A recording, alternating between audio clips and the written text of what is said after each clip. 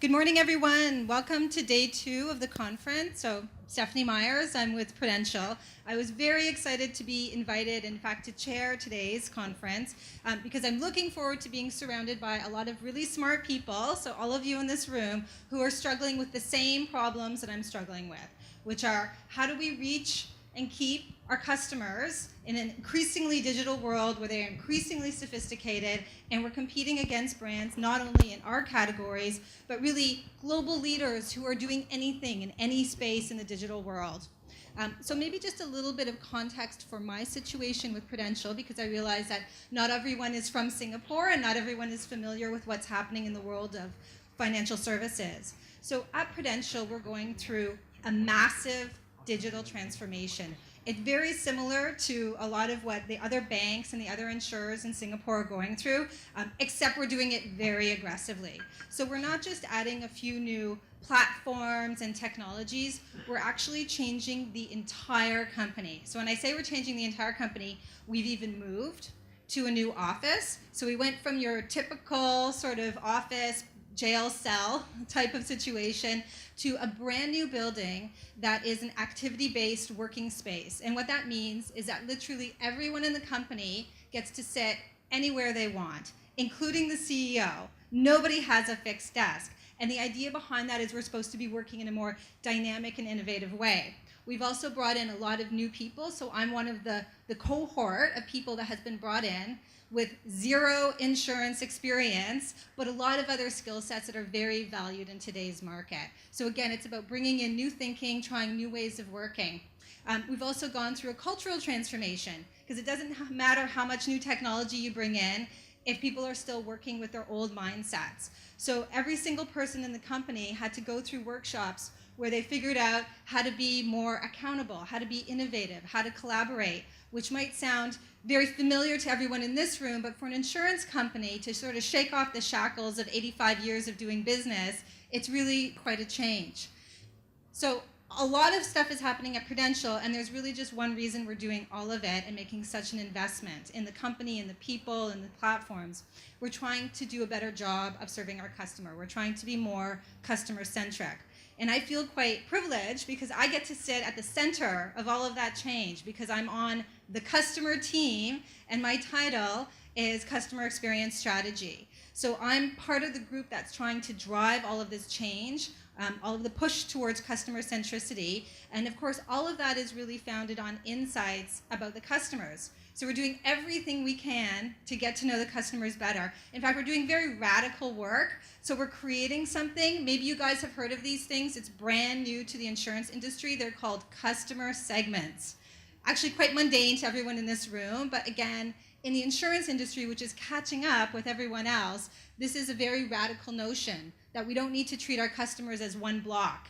In fact, they are different kinds of people, different stages of life with different wants and needs. So again, we're trying all sorts of methodologies to get to know our customers better. We're doing surveys, we're doing focus groups, we're doing design thinking sessions, one-on-one interviews, anything that we can do to get a little bit closer to their wants and needs. And of course, it's a journey, right? Because we can't just know who they are today and it ends there. Because our customer is changing, the technology that they're using is changing, everything about the landscape is constantly changing. So it's a lot of hard work to catch up with that. So in the spirit of the never-ending journey that we're on with customer centricity, and maybe try to get everyone a little more pepped up for the day, we're just going to do a little exercise which will help us get to know a few more people in the room a little bit better and their relationship with technology. So what we're going to do, I'm going to randomly select, no one is safe, I will randomly select a few people to share with the rest of the group their favorite app on their phone and why. So in the spirit of fairness, I will share, I'll start it off. So my favorite app that I enjoy using every single day is a meditation app called Calm. So I use it every single morning. It gives me a selection of different kinds of meditations I can do, and I find it very necessary in order to have a good start to my day and face all of the challenges that we all get to face when we're trying to be a bit more customer-centric in our work.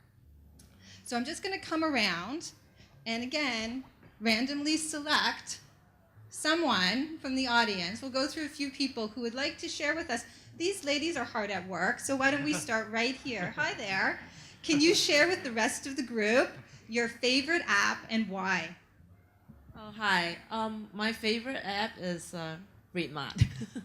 I do a lot of online shopping these days because I simply don't have time. So I like to browse the RedMart app to see whether there are any items on sale and check out what are the new offerings from companies. Yeah. Thanks very much. All right. Taking another look around, see who we have here. Oh, these two seem like they're ready to do some sharing. Why don't you share with us your favorite app? I like Amazon Prime. Yeah, because the delivery is minimum, is less, and yeah, it's no glitch. They come to your door, and I don't need to go to the grocery. They have a lot of stuff. I can order internationally as well. Yeah, that's it. So we're already seeing some themes coming out around favorite apps, a bit of a shopping theme. So I'm going to come over here. You look like you're ready to do a little sharing. Your favorite app and why?